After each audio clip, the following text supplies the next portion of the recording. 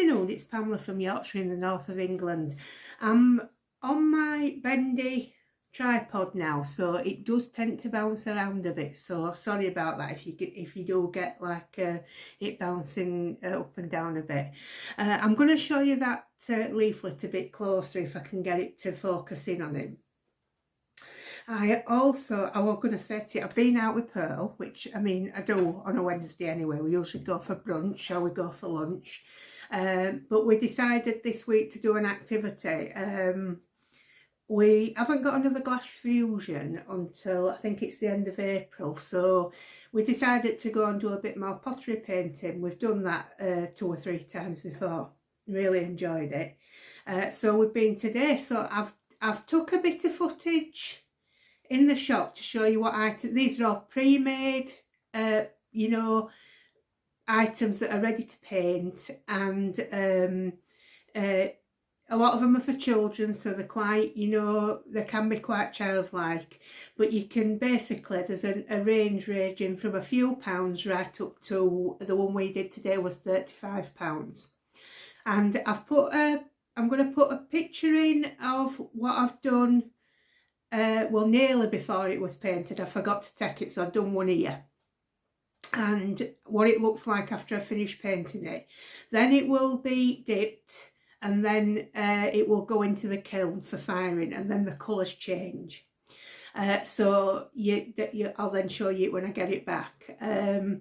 I've done a cat that's like a gonk with the gonk's hat on, but it is a cat. It's got ears popping out and it's got paws and everything.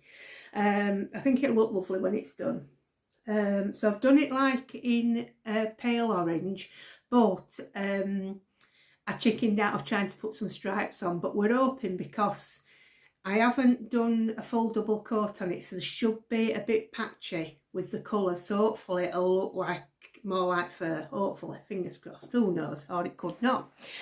So I'll put that in, and I also took some video footage of all well, most of the items you can buy to do. The change as the years go around is like building up to doing Easter now, but then it changes, you know, with the season. And we've really enjoyed it. It's a lovely mindful thing to do, and we really enjoyed it. We've actually booked in again for 5th of March to do something else. I've picked a small item I think to do for that. We'll see how that goes. I may change my mind when we get there. So yeah, we've had a really good time, and then we went for a spot of lunch, and it's been lovely. So I'm going to now pause the video so that I can set it up to look at the crochet book. I don't know where we stand with copyright, so I will, you know, disguise some of the things because I don't want to be accused of showing it all. Plus some of it anyway, you would know, you know, what it's all about anyway. So we'll just see how it goes, and then you know, I'll put it out if it's okay.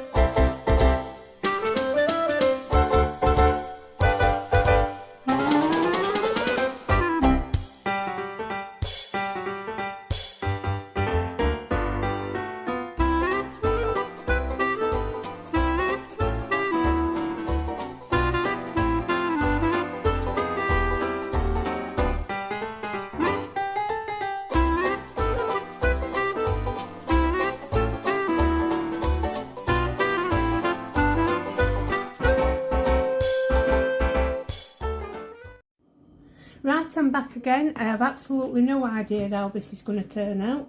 But anyway, we have got here, so like I say, it's Coats Sewing Group book number 1065, and it was priced at 2 shillings. And it was in 1967. So, and I would imagine, unusually for the time, there's instructions for left-handed workers. Now, I had a lot of Coats cotton thread when I was younger, you know, like you had it into your sewing boxes for hand sewing and what have you. That was, I think Gutterman's came in a bit later, if I remember correctly, or became popular later, but yeah, Coats was one of them. Now, I got the date from inside, so it's, where's it gone now? There you go. So it's J&P Coats UK Limited 1967. So then, these are your hand positions, so I'm not going to go into that too much because obviously we're all the same, aren't we? We find our own way, and then doing slip stitches and chains and what have you. Then it goes on to like describing tension and working onto linens, and like I said yesterday, how to launder your items. So, and that's what you don't get a lot of these days, is like mounting crochet onto linen and what have you. So this is just types of threads and what have you, so I won't go into that too much. And then these are your basic stitches. So you've got like the ones that we all know about, which is double crochet here, which is single crochet in the US. It does actually mention somewhere that it is single crochet. Can't remember where I saw it now. It's trouble, you can't remember, can you? But it's funny, I didn't think they'd be mentioning US terms then, but they definitely do somewhere in this book. Now, all these are the common ones that we all know about. And same again, your treble crochets, half treble crochets, I think was on the previous page. So half double in the US and double in the US for treble. Then all these are the same. And then when you get over here, there is these, like I said, for the like I say, I'm worried about how much to show really. I'm sure it doesn't matter, but you know that now it's gone so far. But you know, anyway, so that's the one I was telling you about, the Solomon's knot. So basically, it's telling you to so you want it to, you do your chain the length you want it to be, and you've got the multiples. So that's the word I was trying to look for yesterday, was multiple. So I think if it says it for all those tops, I might be able to have a go. So then you're doing like, you know, your row of DCs and what have you. I don't know where it is. Insert a hook between loop and single thread of this chain. I don't understand some of these. It's where they phrase it, isn't it? So you're pulling it out then. So you're giving it some extra length with the loop on the hook. Thread over hook and draw through loop on the hook. Insert hook between loop and single thread of this chain and complete as a DC. So that's a single crochet. And that gives you a knot then. So work another knot in the same manner, and a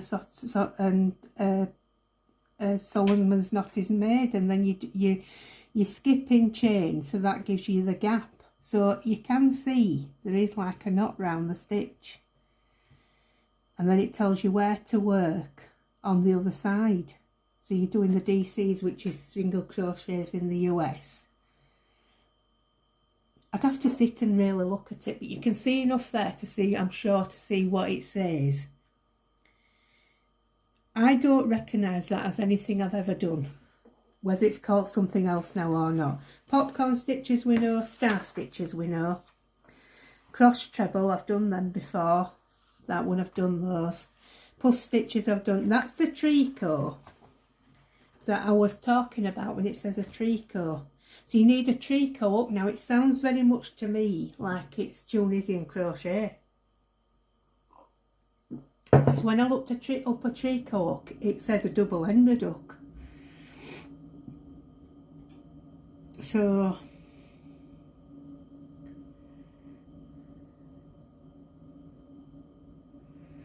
does that mean that you work the opposite way like you do with Tunisian crochet?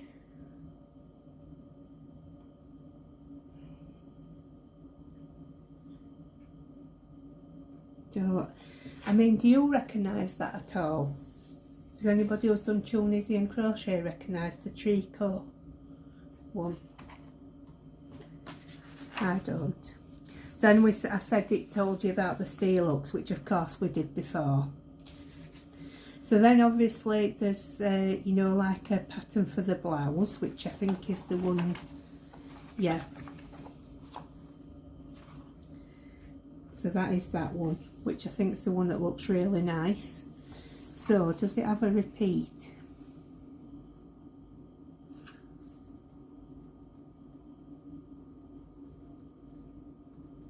Millward, I started using Millward. I did have others though before that. When I restarted this time, I bought Millward hooks.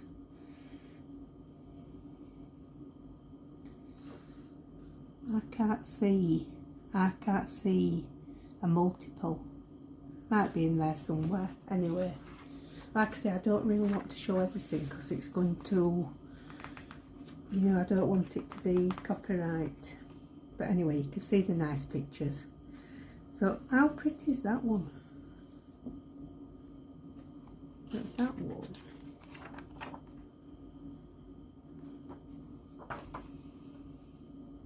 It's collar and cuff set. And then we've got tails for blouse.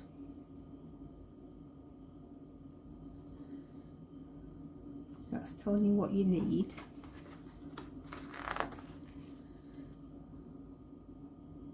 Oh no, it's just the materials for them all.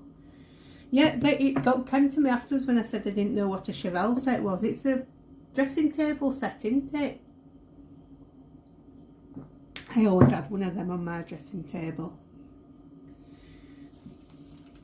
In fact, when I think I bought a set of the brushes and the mirror and everything when I was 18, if I remember correctly. It was still a thing. How pretty are those though? Beautiful, aren't they? Then that's the bag that I was talking about. So that's a different sort of bag to what we do these days, really. And that with the pinny around. How pretty is that? It's lovely. You had to be dedicated, didn't you? So is that one? That's that one I said was nice, didn't I? The page 22. Yeah, that one. So does it say what stitch it is?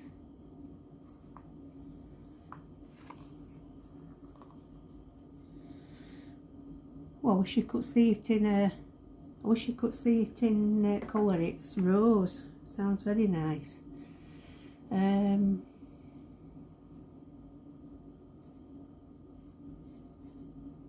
can't identify what stitch it is though. Anyway, pretty headband. Is this enough that I'm showing you? Little charts. These are all the patterns, aren't they? So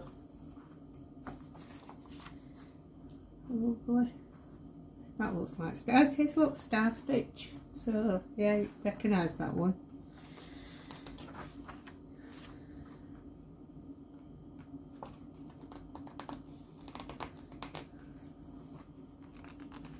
That one I think is actually a pincushion now. I think that must be the pincushion. Aren't they pretty?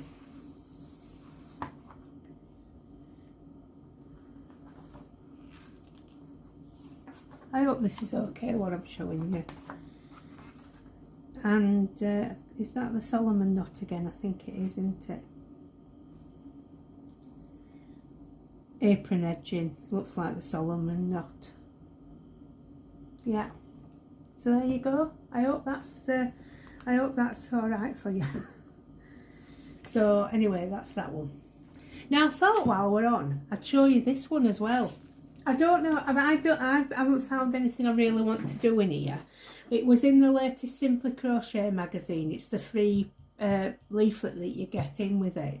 And there's that collar and cuff setting that I said I knew I'd seen somewhere lately. And it might give somebody some ideas. I can't show you the patterns as such because obviously it'll be copyrighted. But it might give you an idea to go looking for some.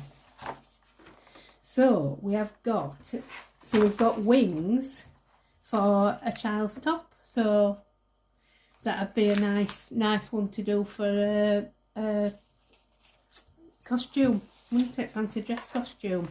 Then this, I don't know whether I'd have this done actually. I have had inserts done in, can you see that? Yeah, I have had inserts done in tops that have been too plunging. But I don't know whether I'd use a crochet, but it is certainly food for thought that you could do it with crochet. Then you've got, if you want to do, you know, some new cards for your trainers. I mean, that looks really pretty in rainbow colours. Just ideas, really. And then we've got that one, which has got the stripes down that's got the stripes down the side of the jogging pants. Then that's a close-up of it. That looks nice, doesn't it? And then this put in on a plain shirt, put in a bit of fancy. So they look like, yeah, cute as a kitten, so cats. That's really nice. Then, do you know, it's hard. And then that one, to decorate a plain canvas bag, you could make, like, these are cherries with leaves on. That's really nice. Like I say, I've not inspired to do any myself, but, and then, oh, that's a reed, so that's about, that must be an eco-friendly crochet, I would say.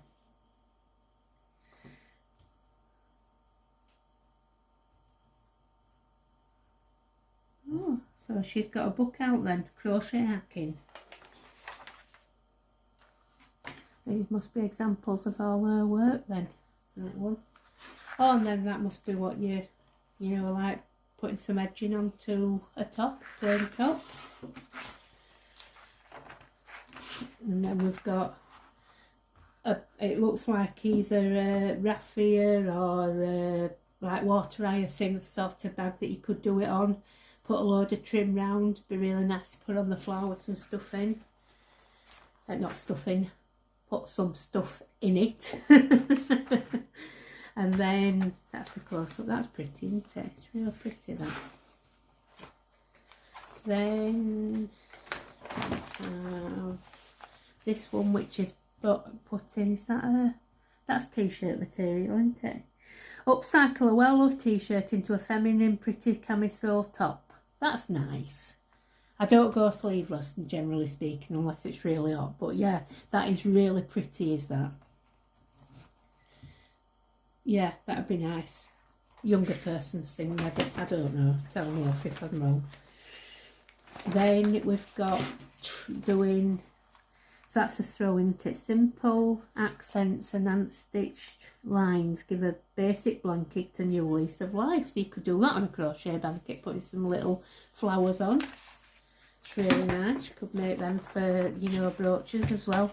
And that's the collar and cuff set that I was saying I'd seen recently. So it's a thing that's back in. I'm not sure I'd wear it, to be honest, but I'm sure some people would love it, and that, I think that's got a bit of sparkle or some sequins on or something like that. Yeah, glittery yarn. So yeah, I don't know whether you found that interesting, but it might give somebody an idea somewhere. So that's me for now. Like I say, I'll put a photo in of the animal I've done, painted, and then you can see it when it's finished. I think that's it for me now. So take care of yourselves. I'll see you.